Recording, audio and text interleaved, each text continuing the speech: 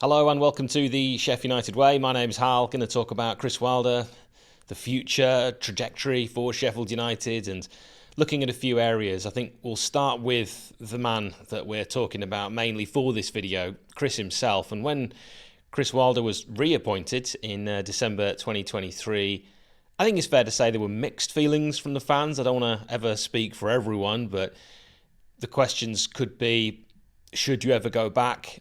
Is there any point in replacing 𝗂𝗍𝗶𝗏 with the club looking already doomed? That was definitely a question at the time. Are there better options out there? I think it's only right. Let's address each of these in order. Should you ever go back? I mean, there are countless examples in sport, in business, to say, yes, you can go back and still have success. But if we keep it closer to home, Sheffield United, we've witnessed success. 𝗵𝗍𝗶𝗏 returning not once but twice. Brian Deane, the same, was excellent in his second spell. I think it's fair to say the third spell was more sentimental. So should you go back? I think it depends entirely on the individual and the circumstances. Just a couple of examples there of when it has worked. So how did you feel when you heard 𝗚phi𝗱𝗶𝗲 could return? My honest reaction at the time was I didn't feel it would make any difference. And I said that at the time. You know, we were sat 20th and I thought we'd finish 20th, maybe flirt with 19th. But a slight upturn in performances, you know, that new manager bounce. But, you know, I would have been fine with 𝗂𝗍𝗶𝗏 remaining purely as I felt the die was cast in the summer.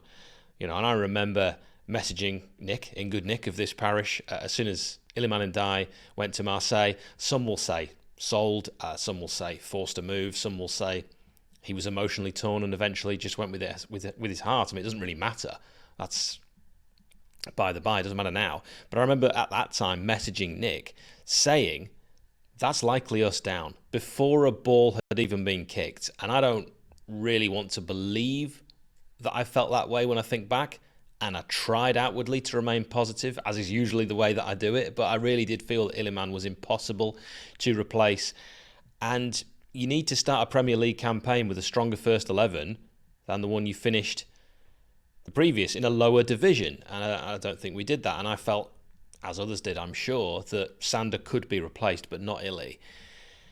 And that, I believe, has been borne out with the transfers that Sheffield United made. So just to conclude on should you ever go back, if the question is ever put to 𝗬𝗏 𝗠𝗏, the answer is unequivocally yes, 𝗬𝗏 come back. But 𝗬𝗏, you should probably clear up the rumours, you know, that you made a contract video with Sheffield United about signing a new deal and then reneged on that deal. You know, just my opinion, but it'd be lovely to know whether that happened or didn't happen. And if it did, you know, what was the real reason that you eventually went, do you know what? Going to Marseille. And if it was just heart, that's the club you supported, totally understand that. You know, if he came back and didn't address that but performed on the pitch as he had before, yeah, I'd probably be fine with that as well.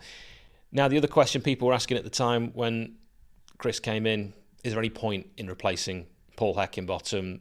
This was a question a few asked. I think at the time the temperature check on this was very much, we need to make a change, you know, for any chance of saving our season. And the defeat at Burnley, away from home, a team that I think we'd all agree is kind of level ability-wise with Sheffield United, that was appalling. And some of the team selections, tactical decisions or non-decisions, like a seeming refusal, maybe reluctance to abandon the formation, certainly the base formation. I know there was different bits and pieces here and there, but the kind of base formation that had served Paul so well previously, I think the reluctance to change that was concerning. But did Paul have enough credit in the bank, you could argue, from his masterful managerial moments in the previous two campaigns of Sheffield United, you know, not just on the pitch, but handling the off-field issues so diplomatically? You know, I believe Paul came across and still does come across as a gentleman, you know, good man. And we know he's a family man who is a student of the game, a lover of football, and someone the players, I believe, could trust. Paul wasn't always honest in his pressers when it came to injuries and players being unavailable, but we know why. That was, you know, to not give an advantage to the opposition. Totally understandable. And why, as fans, do we feel that we have to know everything?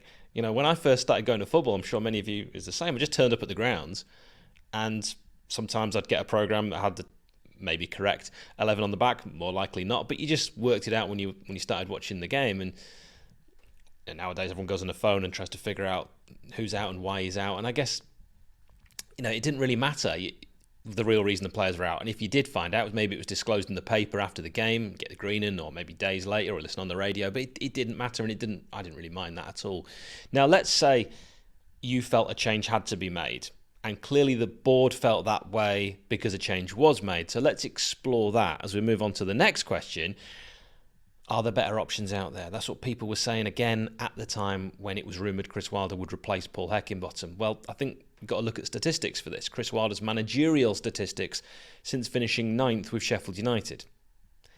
Played 109, won 32, drawn 20, lost 57. I should caveat this with these statistics were just prior to the Newcastle match. So you could say played 110 and we lost 58. But anyway, Chris Wilder's Premier League record since finishing 9th with Sheffield United, played 47, won 6, drawn 7, lost 34.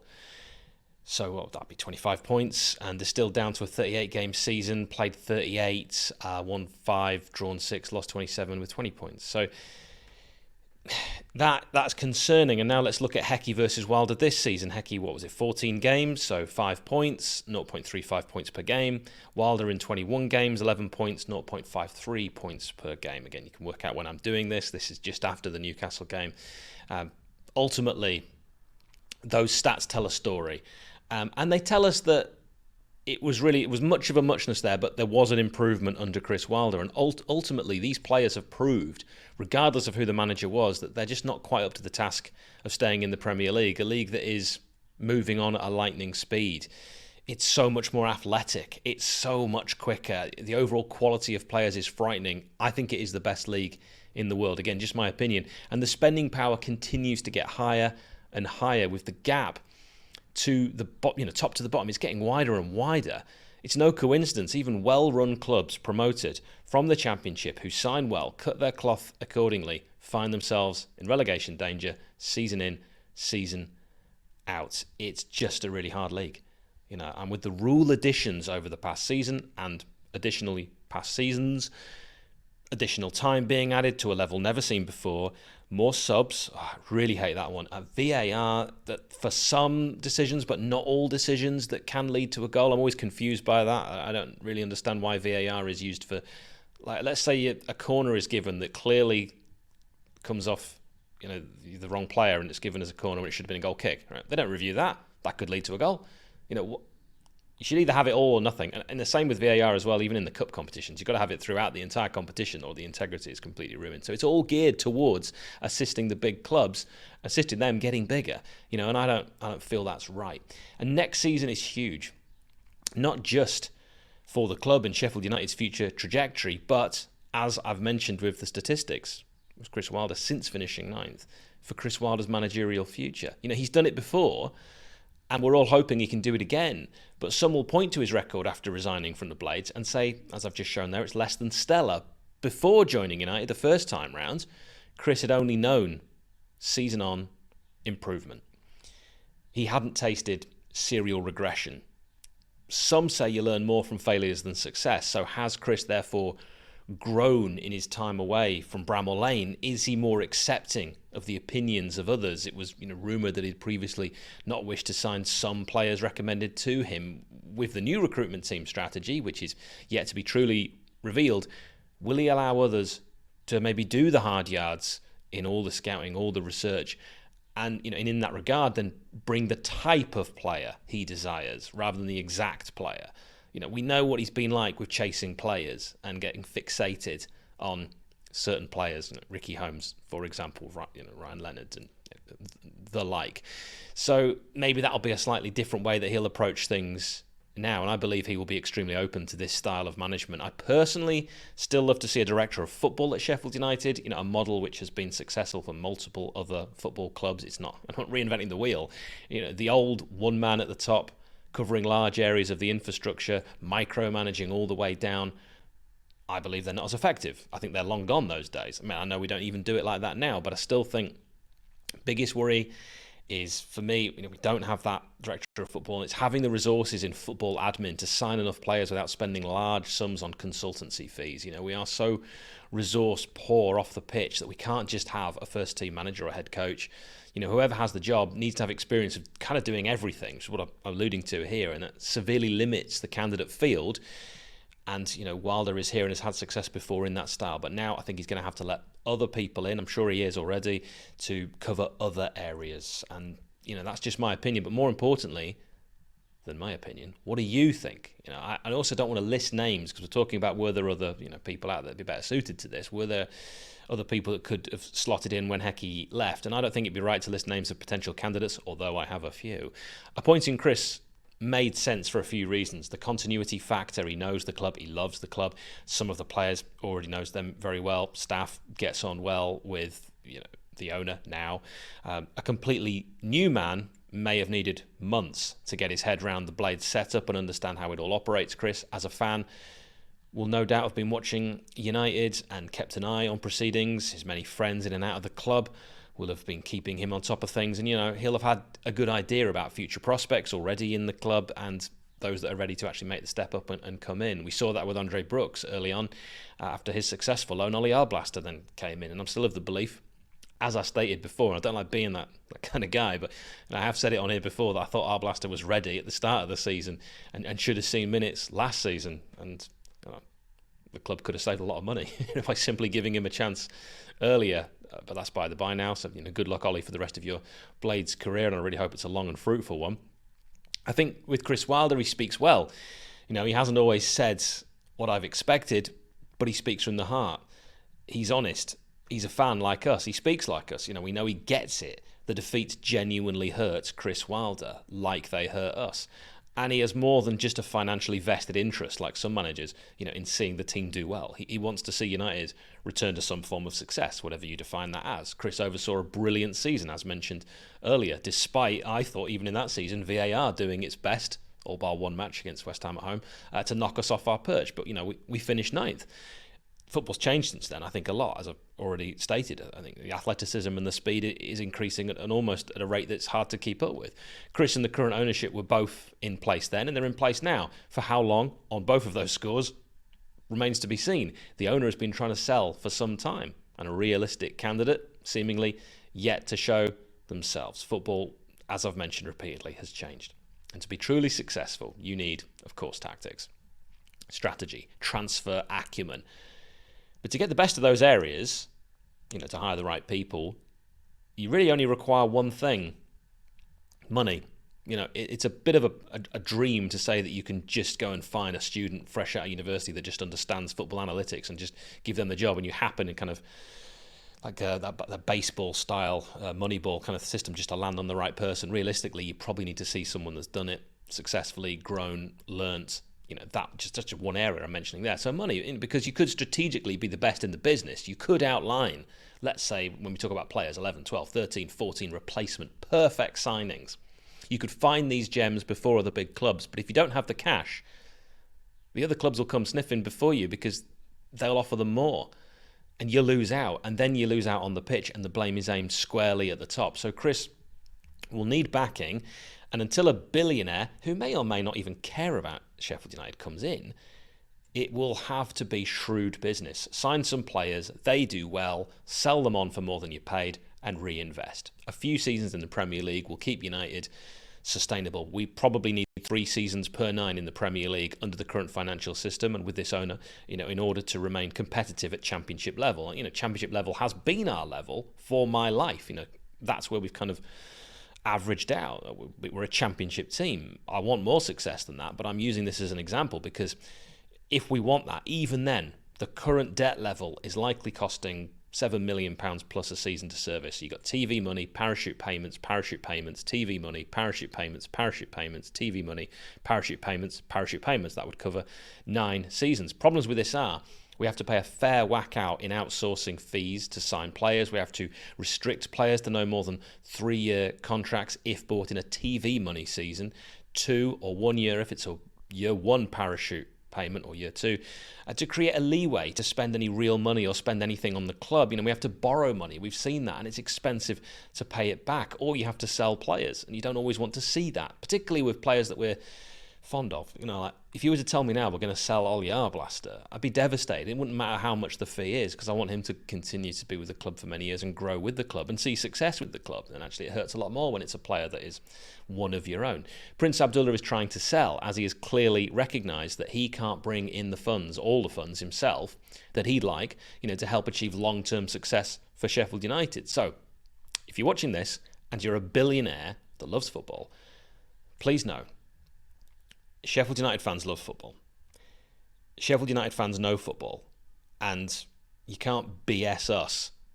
We will support open, honest, and a transparent regime. So if you're watching this and that's you, you know what to do. I mentioned that I like how Chris Wilder speaks. His most telling interviews, I believe, are often post-match. I've chosen a few choice morsels from his post-Newcastle 5-1 defeat. A match where he actually addressed the future. And this is what he said. I quite like this part of the season because I can be a little bit more open and honest. I've maybe tucked myself in a little bit recently and not really done and said how I really want to say or do, because we've had to rely on this group of players, but we'll get it right. It will be a long summer and an incredibly busy one, but we'll get the players in who want to play for that shirt and want to represent the football club. I said to the boys afterwards, it's a poor season, but it's a really good football club. And we should remember and put this and this feeling in the back of our minds and hopefully galvanise the players who have the opportunity. Some players will go back. Some we won't be offering contracts to, and the lucky ones will have the opportunity to put this season right. Wilder, the fan, is always quick to praise the incredible Blade support, the travelling Unitedites who always back the team in numbers and vocally. I'm often amazed at how great our fans are in the face of adversity, and I'm not sure many other clubs would get the kind of backing we get year after year. It's a special club, and it means as much to us, all of us, as it does to Chris. So, he also said this: the best part of the football club is those people up in that stand that stayed right until the end. Again, this is talking about post-Newcastle match.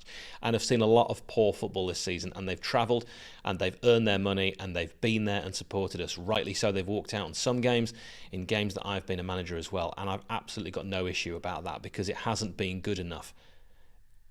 But it will be good enough next year. It will be 100% good enough next year. They won't be walking out. They will be there in the stands, home and away, and we'll get it right, and we'll get the club back to where it should be, end quote. Now, I for one want to get up behind a man that speaks like this, who also has demonstrated he can achieve what we desire.